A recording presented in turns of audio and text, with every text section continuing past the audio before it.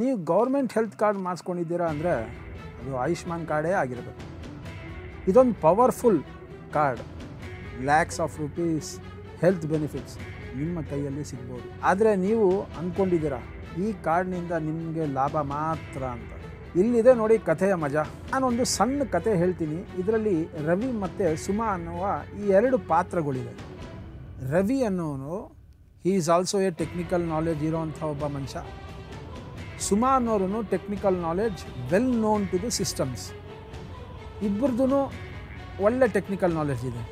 ಆದರೆ ರವಿ ಅನ್ನೋರು ಆ ಯುವಕ ತನ್ನ ಊರಿನಲ್ಲಿ ಇರುವಂಥ ಒಂದು CSC ಕೇಂದ್ರನ ವಿಸಿಟ್ ಮಾಡಿ ಆಯುಷ್ಮಾನ್ ಕಾರ್ಡ್ನ ಮಾಡಿಸ್ಕೊತಾನೆ.